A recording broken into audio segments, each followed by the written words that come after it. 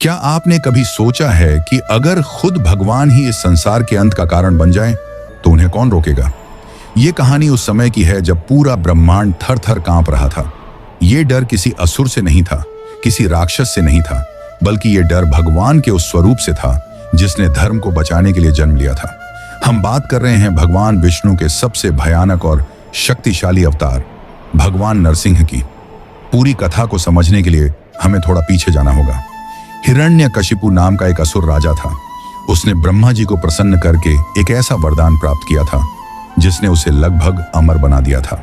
वरदान ये था कि उसे न कोई इंसान मार सके, न जानवर, न वो दिन में मरे, न रात में, न घर के अंदर, न बाहर, न जमीन पर, न आसमान में, और न ही किसी अस्त्र या शस्त्र से उसकी मृत्यु हो।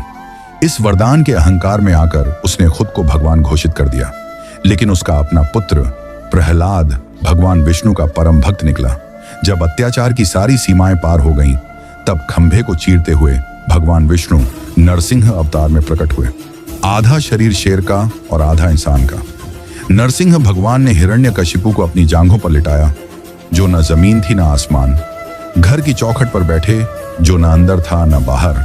संध्या के समय, जो न दिन था न रात, और अपने तीखे नाखूनों से उसका सीना फाड़ दिया, जो न अस्त्र थे न शस्त्र। अधर्म का अंत हो चुका था, असुर मारा गया था। देवताओं ने सोचा था कि अब सब शांत हो जाएगा, लेकिन यहीं से वो रहस्य शुरू होता है जिसके बारे में बहुत कम लोग जानते हैं। हिरण्यकशिपु का वध करने के बाद भी भगवान नरसिंह का क्रोध शांत नहीं हुआ। उनकी आंखों से आग बरस रही थी, उनकी दहाड़ से 10 दिशाएं गूंज रही थी। उनका शरीर इतना गर्म हो चुका था कि ब्रह्मांड का तापमान बढ़ने लगा। नरसिंह भगवान का वो उग्र रूप इतना भयानक था कि स्वर्ग के देवता, जो अभी तक जीत का जश्न मनाने की तैयारी कर रहे थे, अब अपनी जान बचाकर भागने लगे। शास्त्रों में लिखा है कि नरसिंह भगवान का क्रोध उस समय किसी एक असुर के लिए नहीं था, बल्कि वो क्रोध एक ऐसी ऊर्जा बन चुका था जो पूरे अस्तित्व को भस्म कर सकती थी। उन्होंने हिरण्यकशिपु का रक्त पिया था, जिससे उनका तेज और भी ज्यादा उग्र हो गया था। प्रहलाद ने सामने आकर प्रार्थना की, हाथ जोड़ दे, आंसू बहाए, लेकिन भगवान नरसिंह ने अपनी सुध बुध खो दी थी। उन्हें न तो भक्त प्रहलाद की आवाज सुनाई दे रही थी और न ही देवताओं की पुकार। इंद्र, वरुण, अग्नि और वायु सारे देव घबराकर ब्रह्मा जी के पास पहुंचे।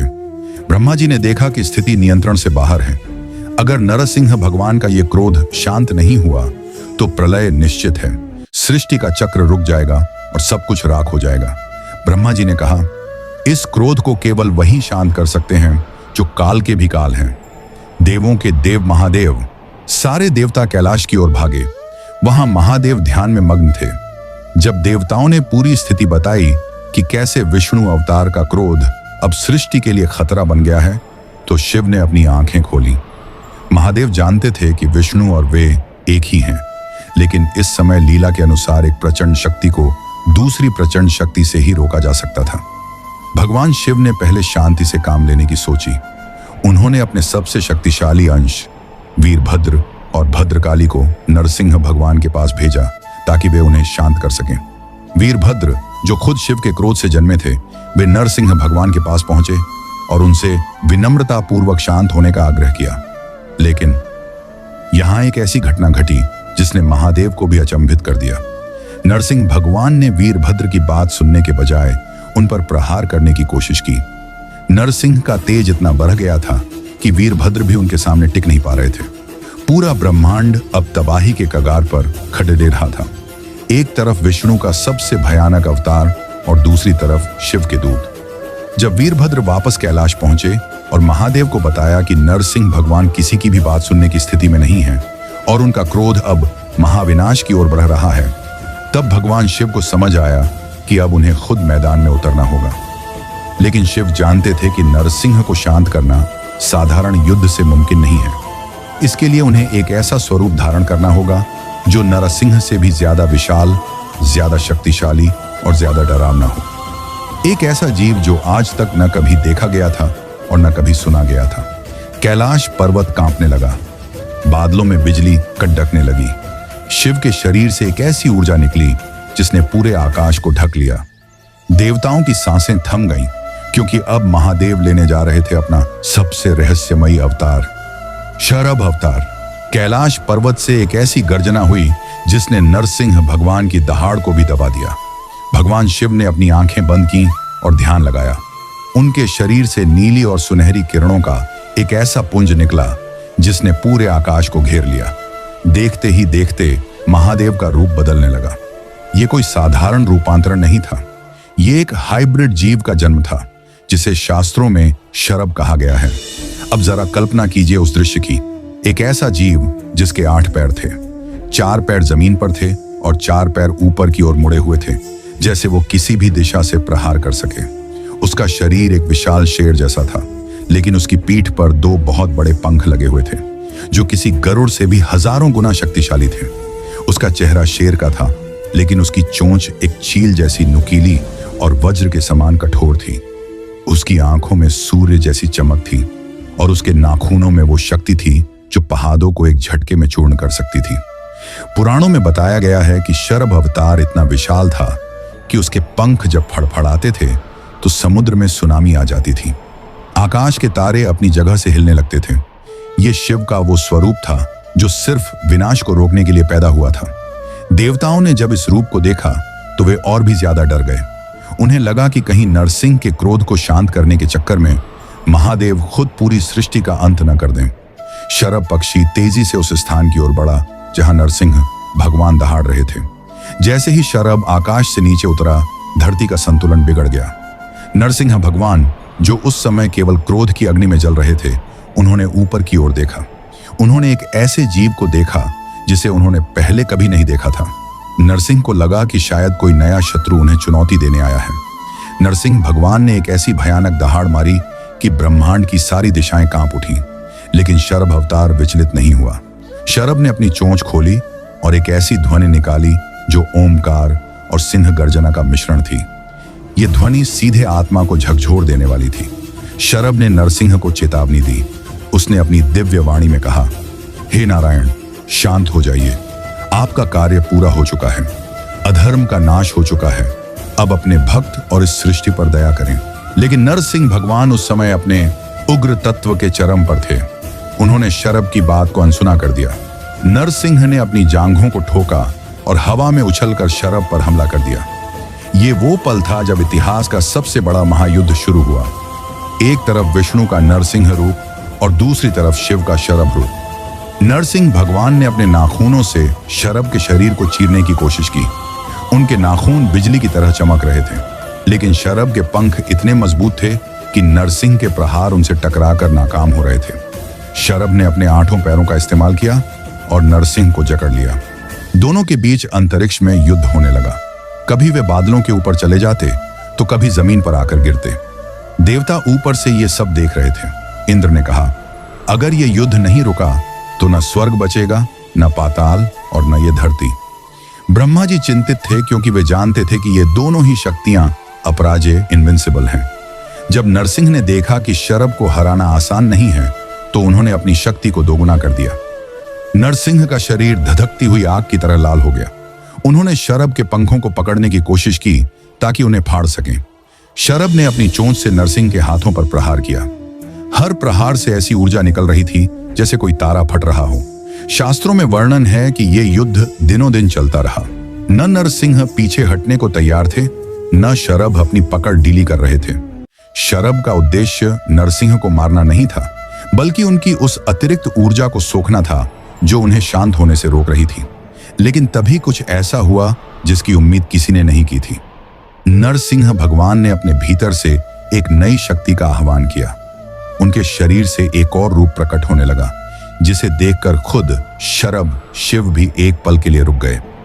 क्या नरसिंह भगवान ने हार मान ली थी, या फिर उन्होंने शरभ को खत्म करने के लिए कोई नया अवतार लिया था?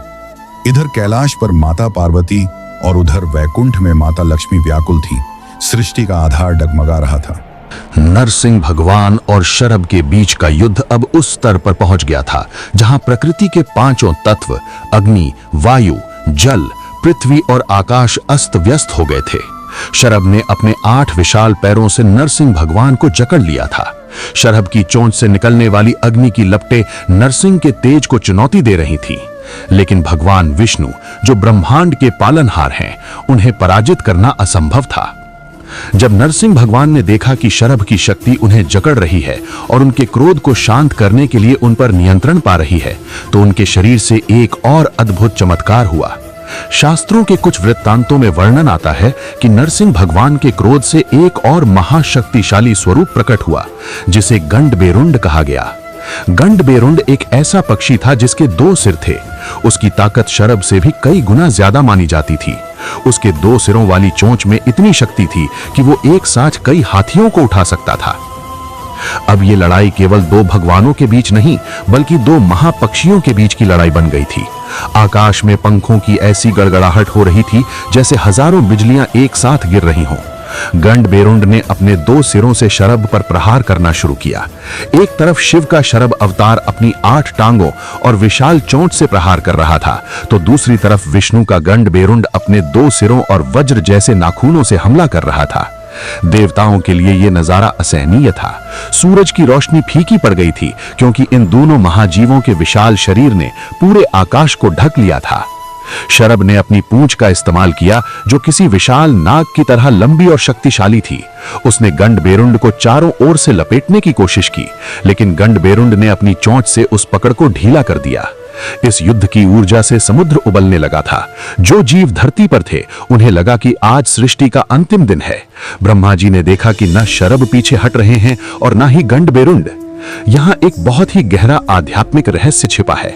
शिव और विष्णु असल में अलग नहीं है। ये युद्ध कोई आपसी दुश्मनी नहीं थी, बल्कि ये ऊर्जा का संतुलन था। नरसिंह का क्रोध अग्नि था और शरभ का अवतार उस अग्नि को नियंत्रित करने के लिए वायु और आकाश का मिश्रण था।